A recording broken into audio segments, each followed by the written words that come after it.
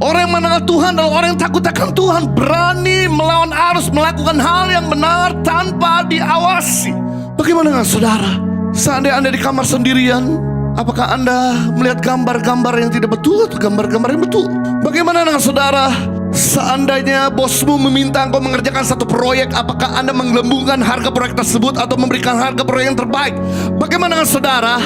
Seandainya Anda jauh dari orang tuamu, jauh dengan istrimu atau suamimu, apakah Anda melakukan hal-hal yang akan mendukakan keluargamu? Orang yang mengenal Tuhan melakukan hal yang benar tanpa diawasi. Orang yang mengenal Tuhan terlihat, terasa, teraba, dan terinkarnasi lewat kasih-Nya. Orang mungkin gak tahu Tuhan, orang gak pernah lihat Tuhan. Waktu kamu mengasihi Dia, waktu kamu memperhatikan Dia, waktu kamu memikul beban pergumulan hidupnya, kamu sedang menunjukkan Tuhan di dalam kehidupannya.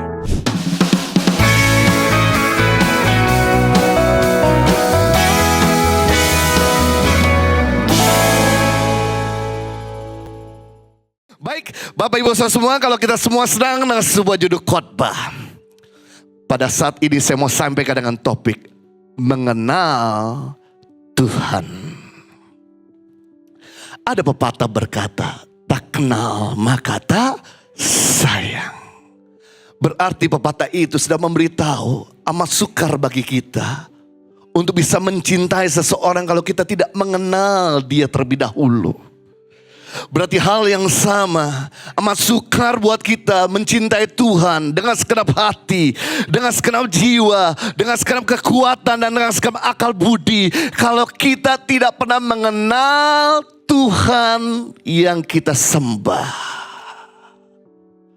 Dan yang sungguh amat menyeramkan, firman Tuhan berkata di dalam Hosea pasal 4 ayat 6, umatku binasa karena tidak mengenal Allah.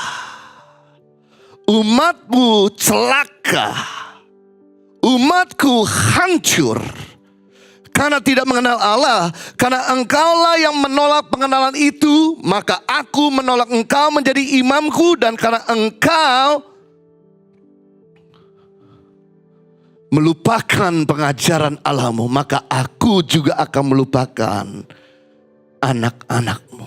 Wow, dari ayat ini sedang memberitahu kepada kita semua bahwa tidak ada pembelaan dari surga, tidak ada dukungan dari Bapa di surga buat mereka yang menolak pengenalan akan Tuhan akan dibela oleh Dia.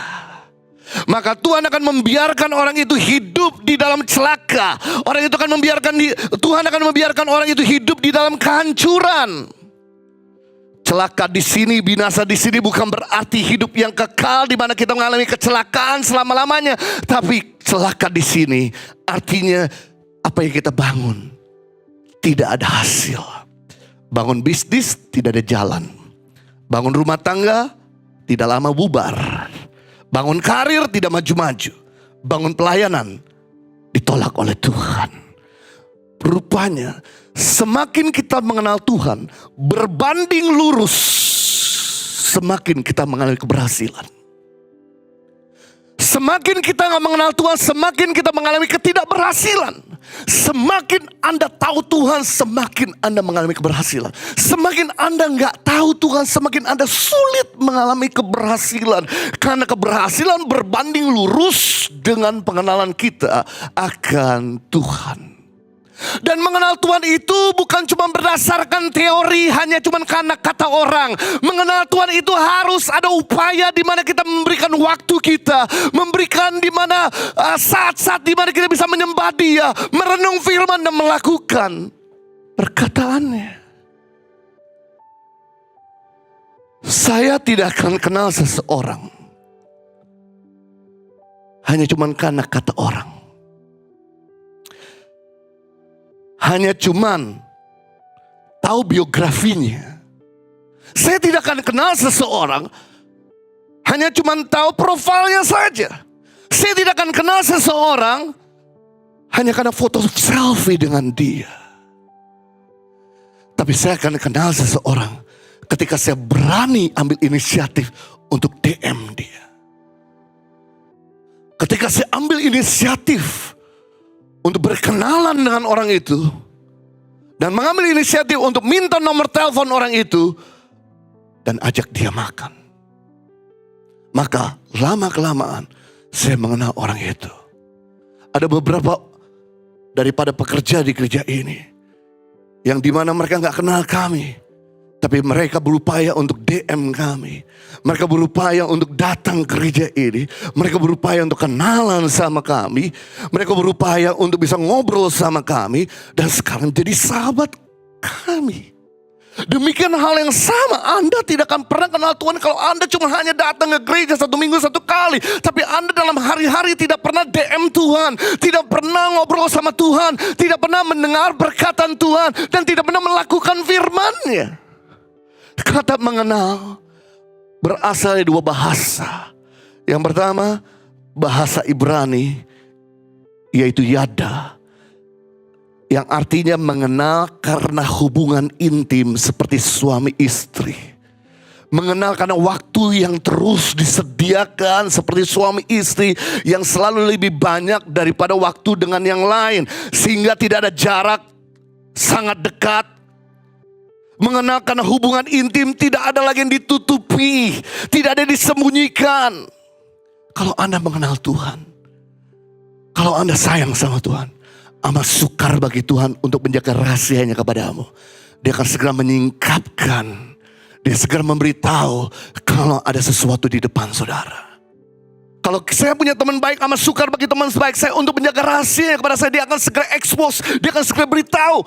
Sama hal, waktu Anda mengenal Tuhan, maka Tuhan akan beritahu apapun yang akan terjadi di hari-hari depanmu.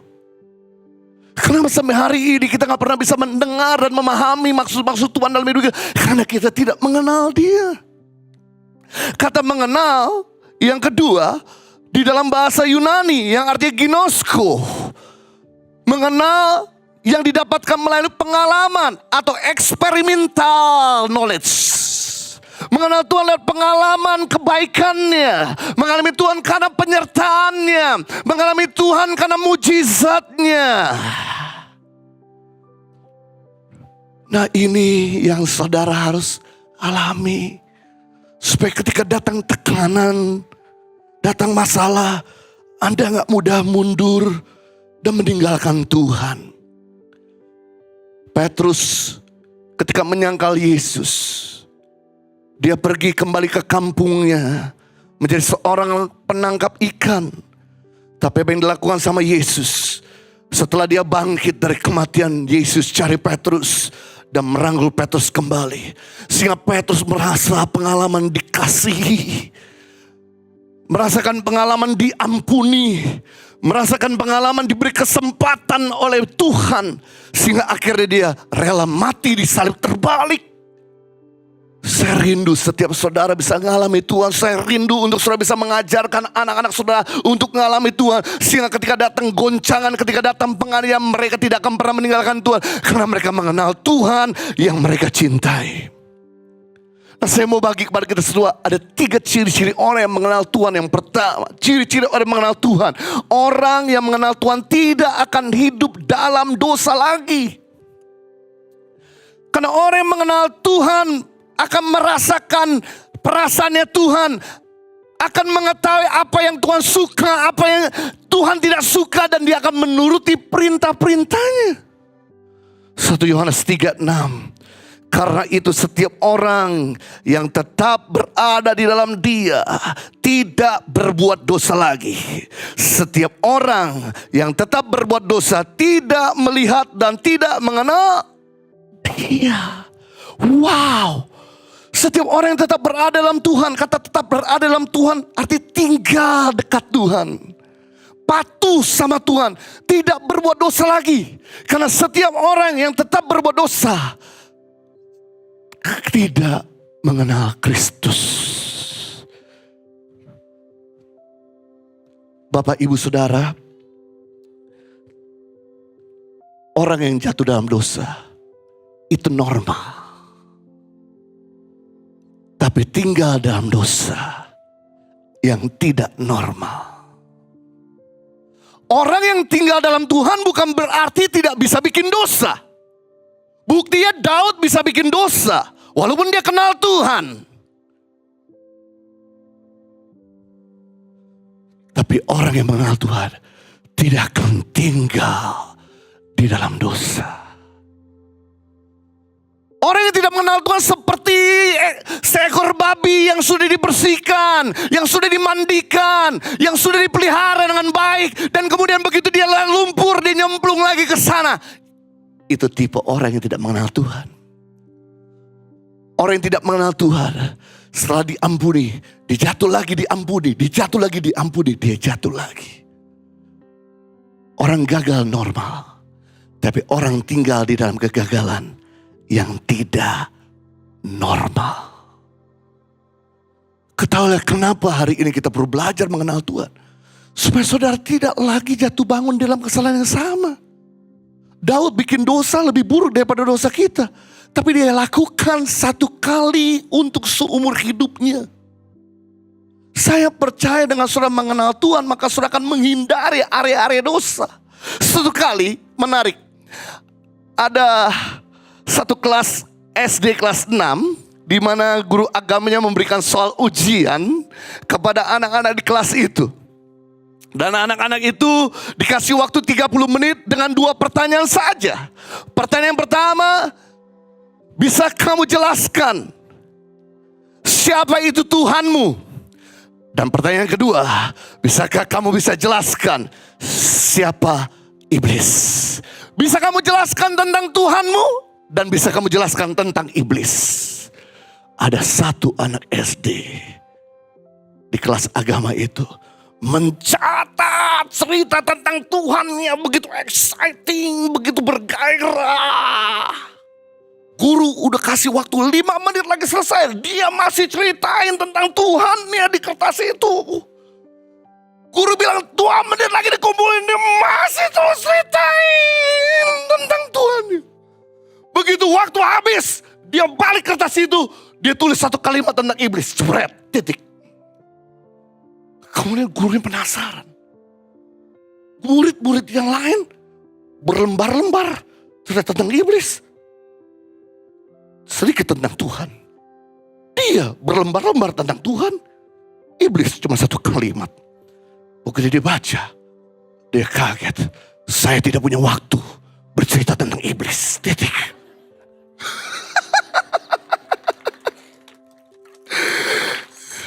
Bapak ibu saudara, saya tidak tahu anak ini dapat nilai berapa di ulangan agama. Tapi saya mau kasih gambaran di sini. Semakin asik kita bersama dengan Tuhan, maka semakin kita gak punya waktu dengan iblis. Semakin asik kita hidup sama Tuhan, semakin kita tidak tergiur, tidak tertarik dengan namanya dosa.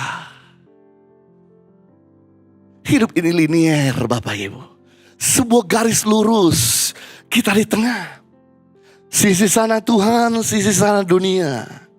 Semakin kamu mengarahkan dirimu ke Tuhan, semakin kau mendekatkan dirimu ke Tuhan, semakin kau mengenal Tuhan, semakin kau dekat, semakin kamu intim, semakin kamu hidup di dalam kebenaran, dan semakin suara dunia, suara dosa tidak terdengar, dan pengaruhnya tidak lagi berkuasa atas kita.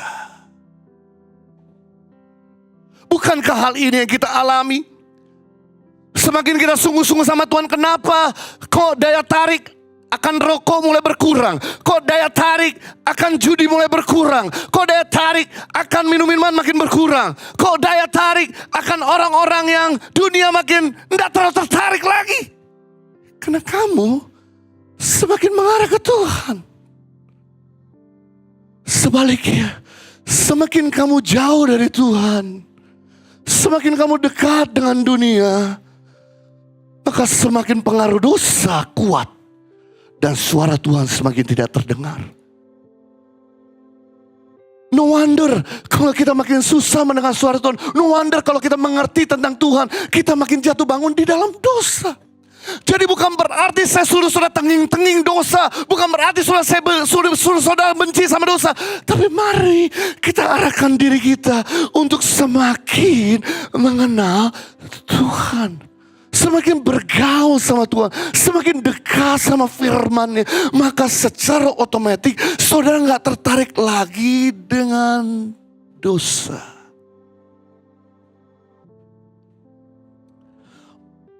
Orang yang mengenal Tuhan, dia akan belajar untuk tidak mengecewakan Tuhan dan menyalibkan Dia kali kedua.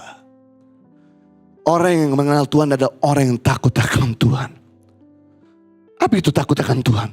Takut akan Tuhan adalah sebuah keputusan. Di mana kita tidak melukai Tuhan melalui perkataan, perbuatan yang kita lakukan. Jadi takut akan Tuhan adalah sebuah keputusan di mana kita mau menyenangkan Tuhan. Takut akan Tuhan adalah sebuah keputusan di mana kita mau melakukan hal yang benar tanpa diawasi. Berani melawan arus. Orang yang mengenal Tuhan adalah orang yang takut akan Tuhan. Berani melawan arus, melakukan hal yang benar tanpa diawasi. Bagaimana dengan saudara? Seandainya Anda di kamar sendirian, apakah Anda melihat gambar-gambar yang tidak betul atau gambar-gambar yang betul? Bagaimana dengan saudara? Seandainya bosmu meminta engkau mengerjakan satu proyek, apakah Anda menggelembungkan harga proyek tersebut atau memberikan harga proyek yang terbaik? Bagaimana dengan saudara? Seandainya Anda jauh dari orang tuamu, jauh dengan istrimu atau suamimu, apakah kamu melakukan hal-hal yang mendukakan keluargamu atau Anda melakukan hal-hal yang akan mendukakan keluargamu? Takut akan Tuhan. Orang yang mengenal Tuhan melakukan hal yang benar tanpa diawasi. Suatu kali ada seorang karyawan yang berprestasi di dalam pekerjaannya. Dia takut akan Tuhan, dia melakukan the best excellent dalam pekerjaannya. Dan dia dapat bonus untuk pergi liburan bersama dengan staf dan pemimpinnya ke Bangkok, Thailand. Menyelesaikan tur 3 hari di sana. Naik gajah, naik perahu sungai, jalan-jalan di Thailand. Dan di hari terakhir, tur sudah selesai di siang hari. Kemudian bosnya berkata sama anak Tuhan ini yang berprestasi di dalam pekerjaannya. Bisakah kamu nanti malam menemani saya untuk kita pergi ke Dugem? Kemudian anak Tuhan ini berkata, minta maaf bos, saya sudah punya istri, saya tidak mau untuk pergi ke sana. Tanpa mengurangi rasa hormat sama bos, saya betul-betul tidak bisa untuk pergi ke sana. Kemudian bosnya berkata, aku bayarin kamu. Kamu bisa pilih itu wanita-wanita di dalam akuarium.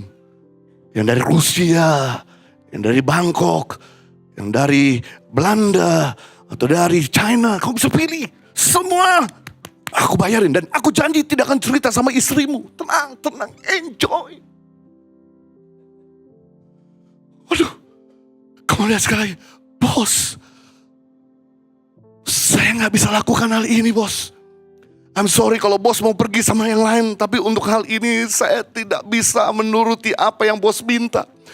Bos pergi dengan sendiri. Nanti saya doakan bos.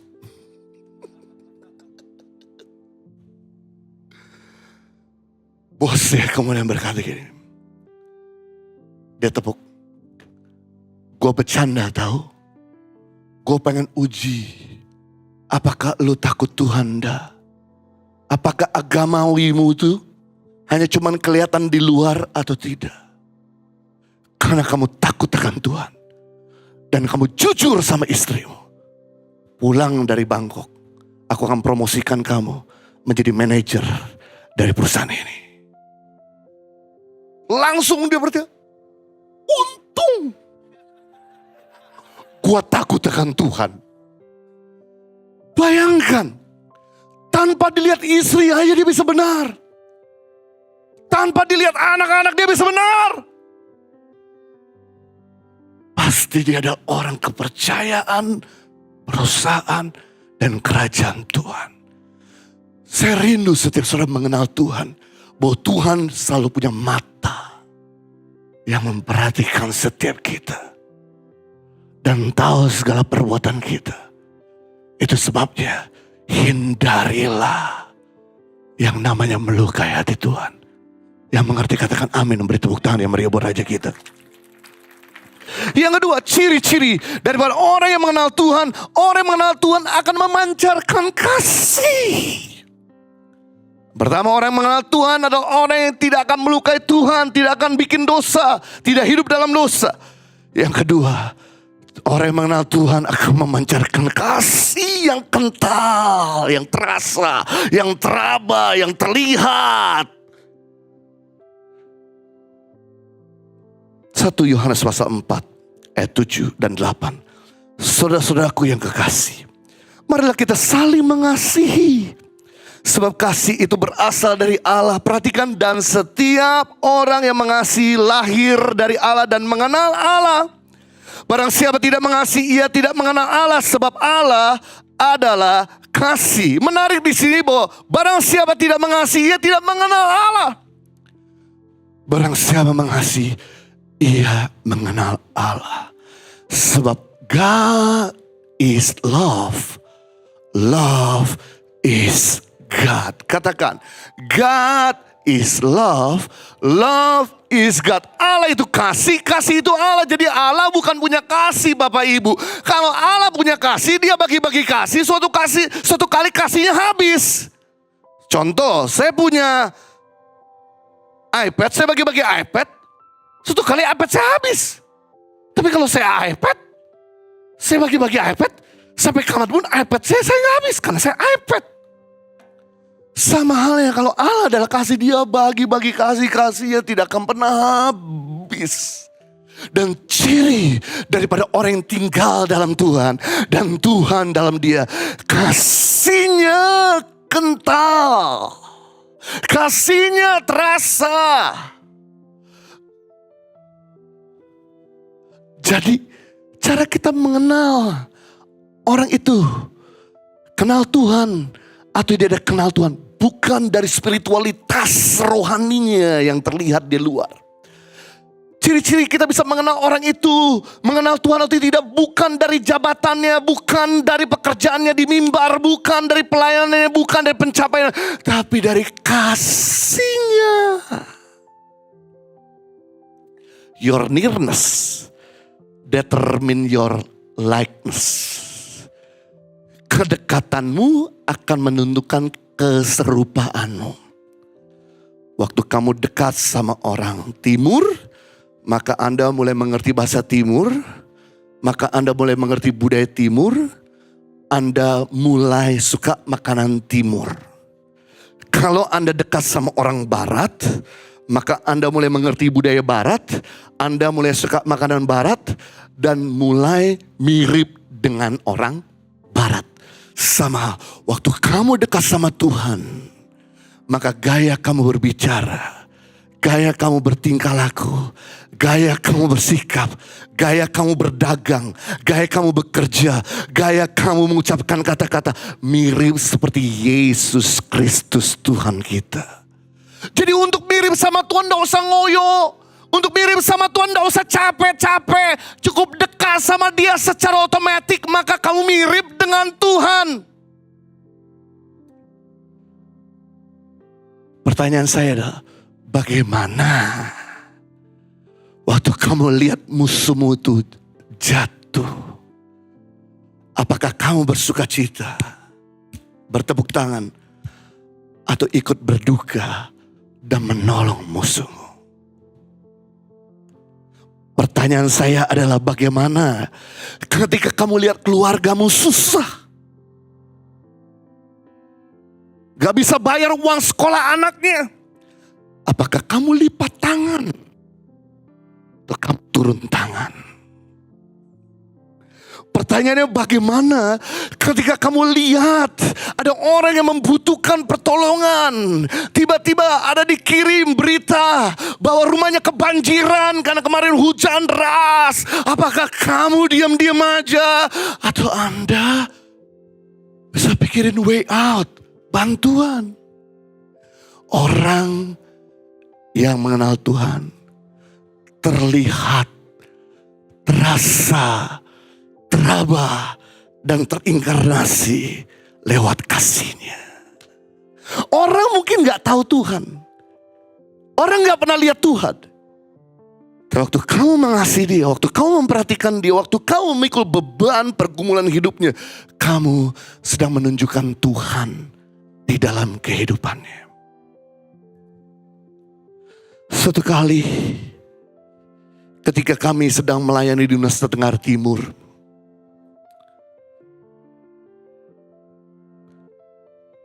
kami diajak sama seorang guru kami, Pak, ada satu ibu terkapar di dalam rumah bulat yang terbuat dari gubuk, yang tidak ada jendela. Bapak mau kunjungin, siapa tahu bisa lakukan sesuatu. Oh ya, kami menyempatkan waktu untuk datang ke rumah ibu itu. Kami masuk ke dalam rumah gubuk itu. Dia tidur di stiker, udah terkapar dengan asap. Sudah gak bisa berdiri karena HP-nya begitu rendah. Langsung saya berkata, kenapa kamu gak dari kemarin-kemarin beritahu? Kamu langsung rujuk dia ke rumah sakit terdekat. Tapi rumah sakit 2,5 jam Pak dari kampung ini. Ya kamu bawa, cepat angkut ibu ini. Bawa pakai mobil kita ke rumah sakit terdekat. Selamatin kalau bisa. Kemudian dibawa ibu itu ke rumah sakit terdekat RSUD. Lah kemudian dokter berkata, Pak, too late. Dia udah kena TBC akut. Tulangnya kosong. Kenapa? Karena dari sejak kecil baby dia menghirup asap di rumah bulat itu. Tujuan asap di dalam rumahnya untuk mengawetkan jagung dan anti malaria. Karena mereka panen jagung di bulan April untuk jatah makan selama 1 tahun. Bayangkan betapa susahnya hidup makan jagung setiap hari selama 1 tahun. Kemudian saya berkata sama dokter, dok tolong bantu dia, selamatkan dulu nyawanya. Berapapun nanti biaya belakangan, yang penting tolong dulu ibu ini. Dokter kemudian kasih obat-obatan dan berkata paling cuma hidup berapa minggu lagi. Langsung kita mulai bangunkan rumahnya menjadi rumah layak tinggal dengan ada jendela ukuran 5x7. Karena ibu ini tidak sanggup lagi bekerja, kami modalkan kios untuk dia berdagang. Dengan ada beberapa modal-modal yang kita udah taruh di dalam kios tersebut. Lalu anaknya kita sekolahkan dan kemudian ibu ini kita support dengan beras tiap bulan. Lalu ibu ini begitu selesai dari rumah sakit, dia kembali lagi dalam kondisi sudah lebih better. Dia lihat rumahnya sudah berubah. Ada kios. Kemudian anaknya disekolahkan. Pakai seragam sekolah. Kemudian dikasih beras setiap bulanan. Ibu ini berkata, Pak Pendeta Jojo, hampir saya gak percaya bahwa Tuhan itu hidup. Kami berdoa selama bertahun-tahun untuk minta pertolongan Tuhan. Anak kami mati 3 karena gizi buruk. Membuktikan bahwa cerita Tuhan itu cerita mitos. Cerita Alkitab itu cuma cerita fiksi. Itu hanya cuma cerita zaman dulu. Itu terjadi mungkin bukan di Indonesia. Kami udah kecewa ikut Tuhan. Tapi dengan Bapak bangunkan rumah, kasih kios, sekolahkan anak dan kasih beras. Menjawab semua list doa-doa saya selama bertahun-tahun. Ternyata Tuhan itu ada, Tuhan itu hidup, dia berlutut dan minta ampun sama Tuhan. Ampuni saya. Setelah itu 2 bulan berikutnya dia meninggal. Tapi untung dia udah mengalami Tuhan dan kembali sama Tuhan. Bapak ibu saudara semua, tolong jangan jahat sama mereka. Jangan jahat sama orang yang pedas sama engkau. Karena orang itu gak mengenal Tuhan. Harusnya kamu yang mengenal Tuhan. Harusnya kamu yang tahu tentang kasih. Kamu tolong dia. Sebab waktu kamu tolong dia, dia gak akan rongrongin kamu lagi. Kenapa dia rongrongin kamu? Karena kamu gak tolong dia. Saulus berubah menjadi Paulus karena kasih Tuhan yang konsisten. Perempuan Samaria yang punya 5 pria selingkuhan. Bahkan pria yang ada pada waktu itu pun bukan pria yang asli. Karena kasih Tuhan yang konsisten mengubah wanita ini. Merasa hidupnya dilayakkan oleh Tuhan. Dan dia bawa satu kampung kepada Tuhan Yesus. Kita gak pernah tahu orang yang jahat sama kita. Kita tabur kasih terus. Kita ampuni, kita doakan. Kita syafatin. Ternyata orang itu berubah. Menjadi orang yang mendukung kita. Ciri-ciri daripada orang yang mengenal Tuhan. Terasa kasihnya. Yang ketiga, yang terakhir. Kemudian saya selesai. Ciri-ciri orang yang mengenal Tuhan. Orang yang mengenal Tuhan akan tetap kuat dan bertindak.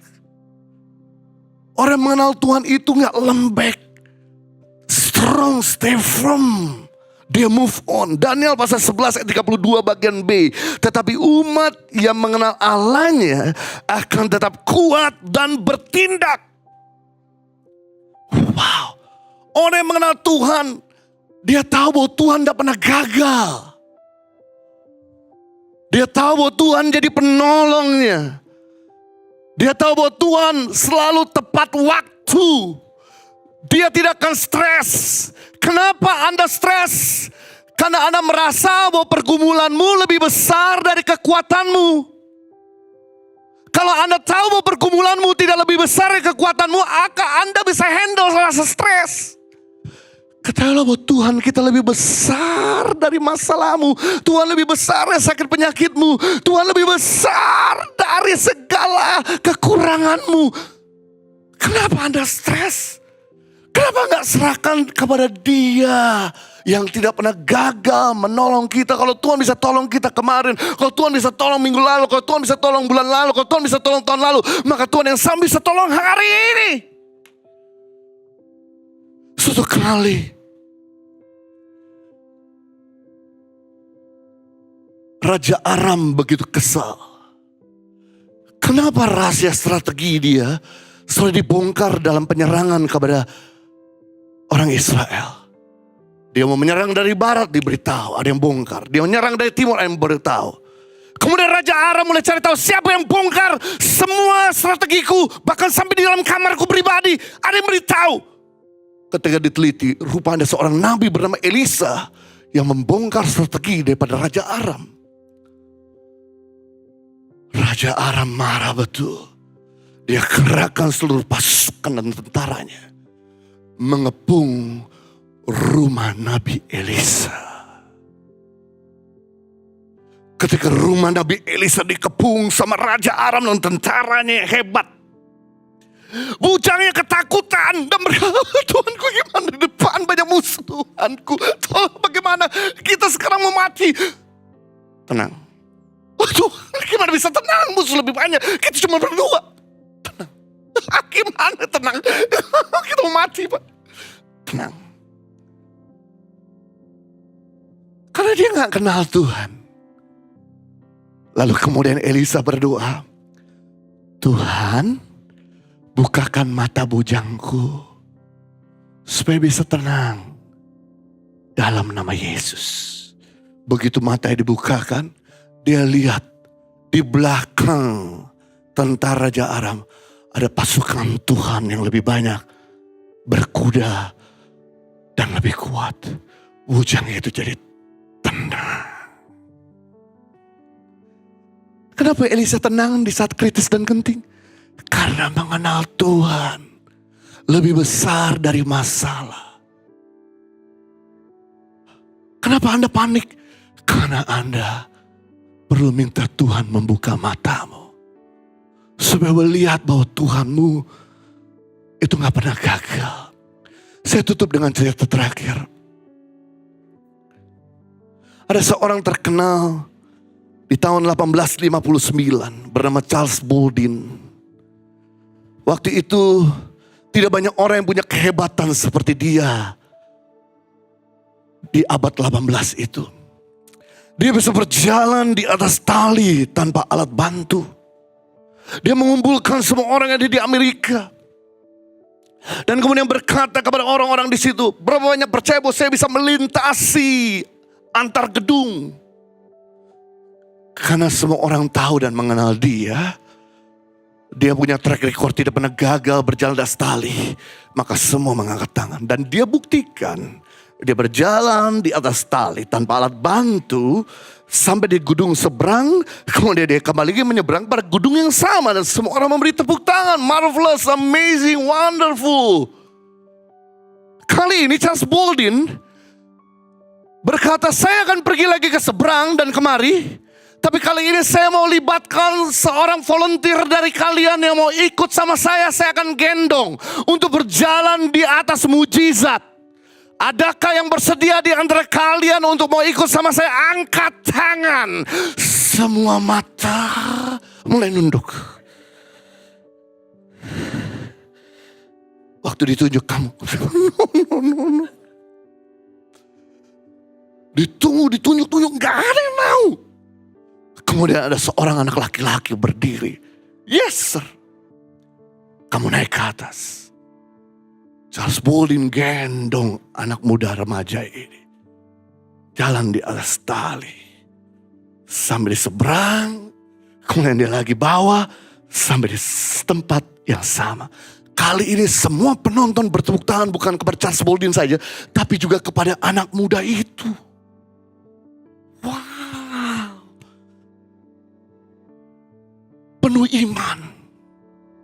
Kemudian seorang reporter bertanya sama anak muda ini. Nah, kok kamu berani-beraninya digendong sama bapak itu?